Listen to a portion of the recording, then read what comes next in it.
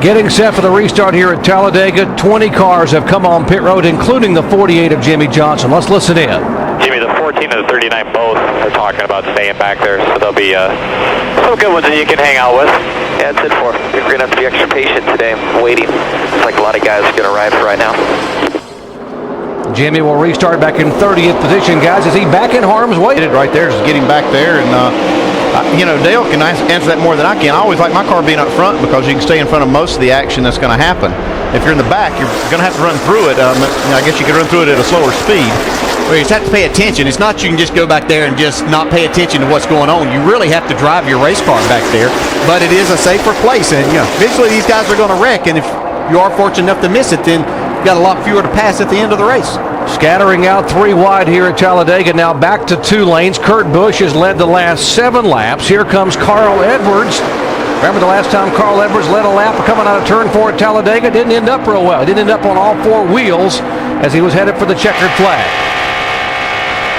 And all he's looking for this lap is those 5 bonus points. It's up and down. By the way, the 98 and 87, both drivers checked out and released to be okay at the care center. Edwards leads the lap, and here comes David Rudiman, the 00 on the high side.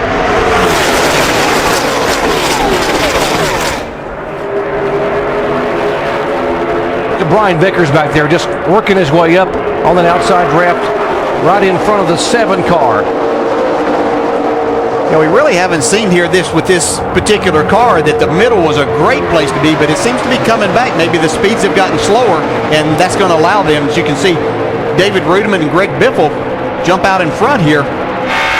They were really in that middle part of the draft. You saw Biffle back out. If you just see daylight between the cars in the corners, you cannot bump draft and stay hooked up in the corners. They were concerned about safety. Yeah, one thing that the drivers have figured out the last couple of times here, we see them go 3 and 4 wide getting into turn 1, is that if you can put your front bumper on the guy in front of you, 2 cars can just basically hook up exactly as one and take off like a rocket ship if they can do it all the way around the track. And that means through the corners, all the way around the racetrack. Well, NASCAR has said you can't do it in the corners. You can only touch each other on the straightaway. Like we see Brian Vickers right here.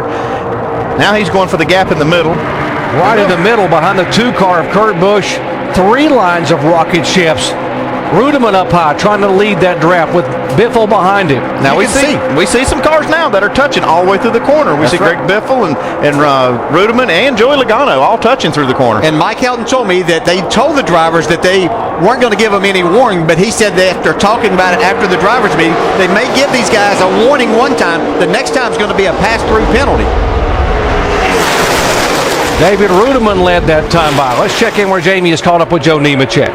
And Joe Nemechek and Paul Menard both are out here released and okay. What did you see happen out there, Joe? I think Paul blew a left rear tire or something happened there, and I was just a little bit on the outside of him. I saw him wiggle. The next thing you know, I'm just along for the ride, just trying to bide our time. Four laps in the race, and got a tore up race car. Really disappointing. We were going to try and run this whole race and have a good finish, and just wasn't meant to be. Glad you're okay, Joe. Paul, I know you had a little bit of strategy work, and you were actually dropping back when that happened. Well, the first lap, I was on it pretty good just to see what the car had, and it sucked up really good Friday draft practice. It sucked up really good the first lap, and then I just basically bailed on the draft and started trying to get signal file in the back, and I think a left rear just blew out. Something popped going into 1. Car wiggled, kind of corrected, then went straight in the fence. And guys busted their butt in this car. It was a fast car, and it's pretty much destroyed right now. Paul Menard, glad you're okay. He finished 2nd here, and his day is done early today, guys. Thank you, Jamie. And that caution flag, although bad luck for those 2 guys, really big for the 9 car of Casey Kane. Yeah, it was a huge break for Casey Kane because he had lost the draft completely on that initial start by having to start in the rear after changing that engine, Dave. Yeah, we still got a little bit of a mystery going on here. I talked to Kenny Francis briefly under that caution. I said, do you have a problem? He said, I'd rather not say. So right now he'd rather not say. The problem for drafting occurred on lap number 1 when he lost all the position that he was at the back of the field, but he lost the draft completely on lap 1, and right now it looks like he's going backwards again. So definitely something amiss in that 9. They thought it was going to be better because the motor that they put in the car was originally going to be in the 19 car of Elliott Sadler, and as you guys know, that became a Ford this weekend. Exactly, Dave. And right back there near where Casey Kane and Sadler are running, here's Dale Earnhardt Jr. being shown in 20th and now moving to 19th position. And we're watching the speeds right here from Dale Earnhardt Jr. I'm watching his throttle trace also. I saw him actually ease off the throttle a little bit on the back straightaway. Just found him a nice place to run right here in the middle. I think that what these guys were told by NASCAR, we're seeing a lot of this up here right now, that, be easy. I think if these guys are going to chance any of this, it's going to come later in the race.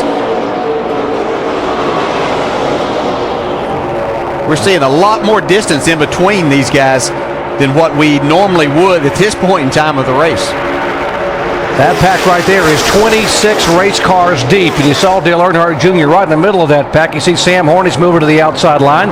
The 00, David Rudiman, is the leader. Now you can see there's a gap right there, and then another group with Jimmy Johnson and a lot of the chasers back there. There's the separation NASCAR wanted to see in the corners. Didn't want to see him hooked up nose to tail, bump drafting because of the concern on someone getting out of shape. There's a little bump draft from Casey Mears. Yeah, they're approaching a place right here too that even though NASCAR didn't say that, these guys know that tri-oval is a very dangerous point to be bump drafting also. So they're probably pretty much trying to stay away from each other's bumpers through that part of the corner or through that part of the racetrack also. Back in April, we had 57 lead changes among 25 drivers. We've already had 6 lead changes among 4 different drivers, and a couple of guys making their way toward the front includes the 83 car of Brian Vickers. Dave. And Doc, just to add one more perspective on this discussion of how NASCAR might judge the drafting out there, Ryan Pemberton told me this morning, of course, we're going to watch and see how the race goes, try to stay out of the wrecks, but we also want to see how NASCAR calls things. Well, if nobody pushes the envelope early, how are they going to know how NASCAR might call it? And what are they going to do at the end of the race? Interesting. Yeah, I think that's what they're going to have to do today. That late decision by NASCAR to tell these drivers that they can't touch each other through the corners, it changed the plan for a lot of drivers. So they're going to have to test it. You heard Denny Hamlin say he was absolutely planning on hooking up in a 2-car draft and pushing someone all day. That totally changed his strategy. 16 laps in here at Talladega. Back after this message and a word from our ABC stations.